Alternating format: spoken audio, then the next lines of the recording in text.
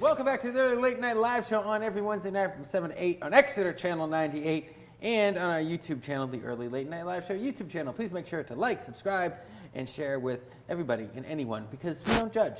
Who am I kidding? Anyways, we're here tonight with actor Denise Shannon. So welcome to the show. Thank you. I'm thrilled to be here. Yeah. So okay. So there's a lot of things to talk about with you. Yes. So yes. you are we usually get like 1 or 2 questions, something like that. There's a lot of things to actually like go over. So it's hard to pick. But the first thing that I noticed in the list was just caught my eye because you just don't see this anymore or hear this anymore.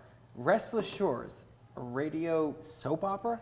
Right. It's a podcast. It's the first of its kind. Mm-hmm. We've been recording since early January. Mm-hmm. And it's a podcast. Why we call it a soap opera, it's a drama. It builds, you mentioned Downton Abbey earlier. It's kind of like that where you have your core characters and then you have other people around and the stories interweave.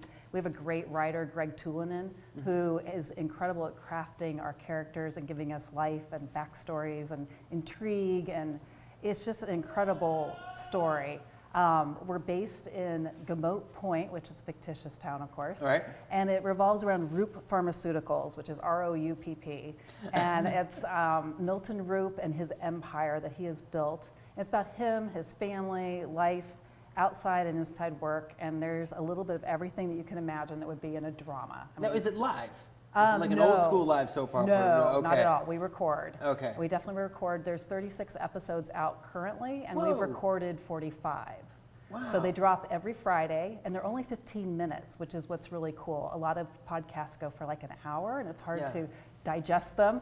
With ours, it's 15 minutes, so it's easy to fit into your day. Well, yeah, and like talk about podcasts because when we designed this show, there was obviously we're kind of going up against podcasts. And I said I didn't want the show to look like a podcast in the sense it's why we have a backdrop, that's why we have multiple cameras. And I love that you're doing this. That's a totally different, when you said podcast, I'm sort of like, okay, well, you're just going to randomly talk about something while getting high on the things. That's what most podcasts are, right? Yeah, let's go sit in the closet and talk. Right, yeah, exactly, But yeah, so tell us a little, excuse me.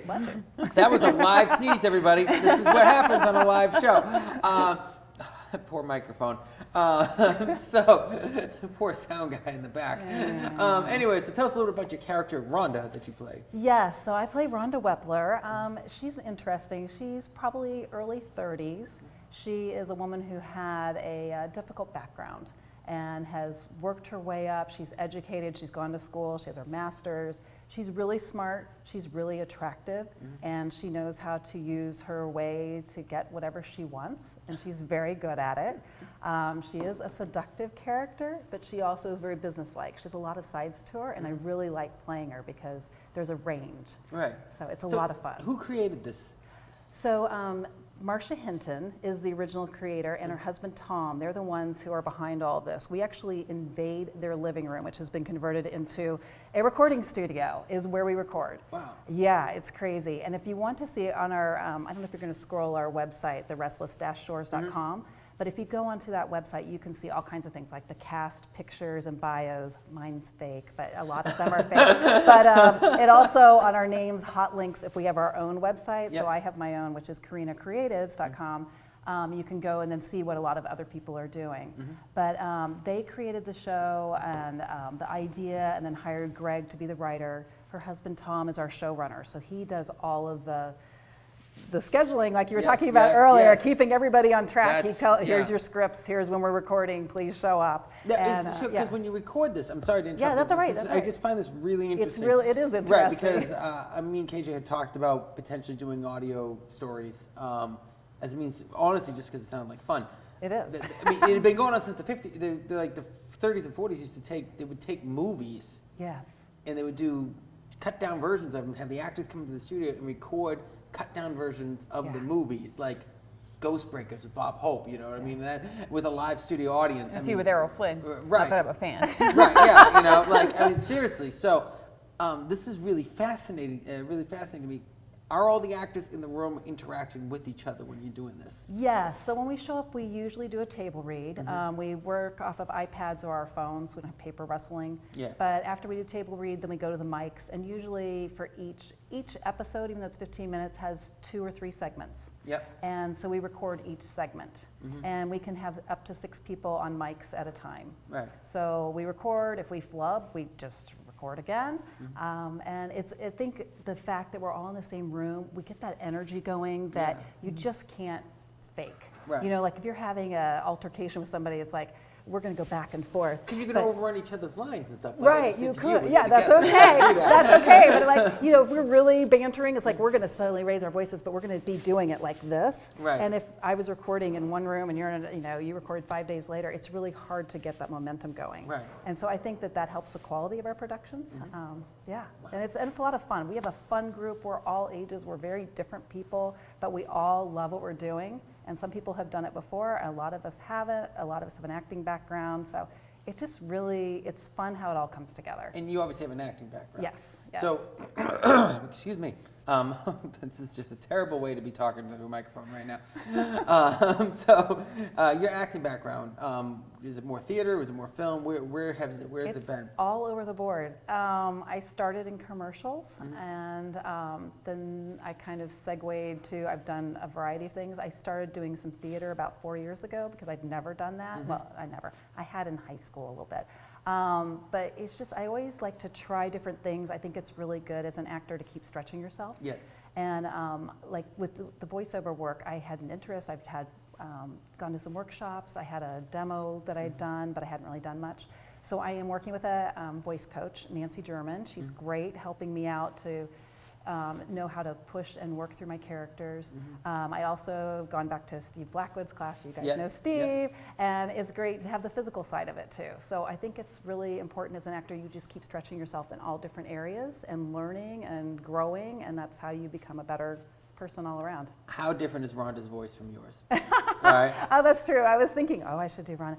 Rhonda's voice is a little more seductive. She tends to, it depends on what the scene is, but she definitely has the come hither seductive, like, it's a little bit lower than mine and a little softer, but she does raise it. She does scream occasionally, and like I said, she's fun to play. She's all over the board. So Part of me wants you to have you read a warning label just to see how Rhonda sounds, choking hazard You'll here. just have to listen. You should listen to us. And I would say if you haven't listened to it and you're interested and you're like, what is this about? You don't have to start at episode 1. Like I said, there's 36 episodes. Just pick one and try it. Maybe pick a couple and see if it's your type of thing. You can go back to the beginning, but honestly, you guys know how it goes. When you start something new, it's like things are a little bumpy at first. And so the first episodes, you kind of have to go, okay, this is what's going on. But we the really first episodes of this show, we want to find a way to get them off Facebook. I get that. Not like they're getting viewed. You don't have to worry about that, but that's. Go ahead. I was going to say, one thing I was going to say too about joining us and listening to our episodes, we would love to have you go to the website. People can sponsor us, and I know that sounds crazy, right? Wow. Yeah, we have a Patreon button on our website, so people can go on and say, I want to, the price of a cup of coffee every month, I would love to give to you guys to keep you going. Right. So that's available as Patreon. We also are looking for, of course, businesses. It can be local, it can be national, it can be international. This podcast went international within a couple of months. Whoa. We are routinely in 12 countries right now. And I was telling KJ before we started, what's really weird is a couple weeks ago, we hit the spike in Asia.